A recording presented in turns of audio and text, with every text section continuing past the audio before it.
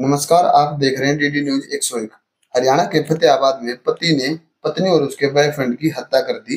पत्नी पर चाकू से 11 वार तो बॉयफ्रेंड पर 2 से 3 वार किए। दोनों लव इन रिलेशनशिप में रह रहे थे। ये बॉयफ्रेंड कोई और नहीं, पति का ही दोस्त था। महिला पति को चिढ़ाती थी। महिला कहती थी कि वह उसे छोड़कर चली गई, फिर भी वह उसका कुछ नहीं कर पाया। सूचना मिलते ही पुलिस मौके पर पहुंची और शवों को कब्जे में लेकर सिविल अस्पताल पोस्टमार्टम के लिए भेज दिया गया। मृतकों की पहचान प्रतीक 24 वर्षीय और पूजा 31 वर्षीय के रूप में हुई। मामला रात को 8:15 बजे तिलक नगर से सामने आया। पूरा मामला क्या है, जानते हैं।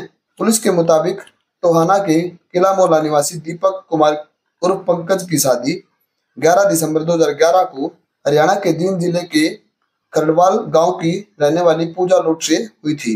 शादी के बाद वे पंजाब में रहने लगे थे। दंपतियों के 2 बेटे हैं, समीर 8 वर्षीय और अमन 7 वर्षीय। दीपक का ही दोस्त प्रतीक मेहता अंबेडकर चौक का निवासी था और उसका दीपक के घर आना जाना था। इसी दौरान प्रतीक और पूजा की नजदीकियां बढ़ गई।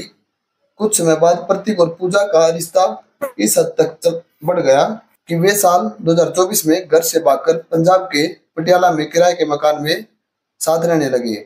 इसके बाद 13 दिसंबर 2024 को दोनों टोणा लौट आए और तिलक नगर की अग्रवाल पीरखाना गली में एक साथ रहने लगे। इसी बीच दीपक उन दोनों पर नजर रखे हुए था और लगातार रेकी कर रहा था। इस मामले में टोणा थाने में केस भी दर्ज हुआ था। 30 मई की रात करीब 8 बजे आरोपी दीपक अपने भतीजे नवीन के साथ पुनिया फैक्ट्री वाली गली से गुजर रहा था। तभी सामने से पूजा और प्रतीक बाइक पर आते दिखे। भतीजे नवीन ने बाइक रुकवाई। इस दौरान दीपक ने अपने कपड़ों में छिपा कर रखा छुरा निकाला और पहले पूजा पर ताबड़तोड़ 11 वार किए। इसके बाद प्रतीक पर 2 से 3 वार किए। प्रतीक भागकर घर जाने की कोशिश करने लगा, लेकिन रास्ते में ही उसकी मौत हो गई। जबकि पूजा को गंभीर हालत में नागरिक अस्पताल में ले जाया गया, जहां इलाज के दौरान उसकी मौत हो गई। वारदात के बाद दीपक फरार हो गया, लेकिन पुलिस ने गंभीरता से जांच करते हुए तकनीकी और गुप्त सूचना के आधार पर कुछ ही घंटों में उसे गिरफ्तार कर लिया। थाना प्रभारी इंस्पेक्टर प्रहलाद सिंह ने बताया कि आरोपी दीपक को कोर्ट में पेश कर पुलिस रिमांड पर लिया गया है। रिमांड के दौरान उसे हत्या में इस्तेमाल हुआ छुरा बरामद हुआ है। प्राथमिक पूछताछ में आरोपी ने हमले की बात स्वीकार कर ली है।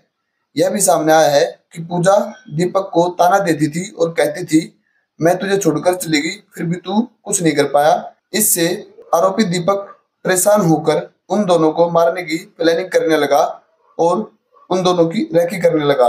आरोपी दीपक ने बताया कि मैं उन दोनों का कुछ समय से इंतजार कर रहा था और जब मौका मिला तो मैंने उन दोनों पे छुरे के साथ हमला किया और उन दोनों की हत्या कर दी। अगर आप हमारे चैनल को पसंद करते हैं तो हमारे चैनल को सब्सक्राइब जरूर करें और कमेंट बॉक्स में अपनी राय दें। इसी के साथ जय हिंद, जय भारत।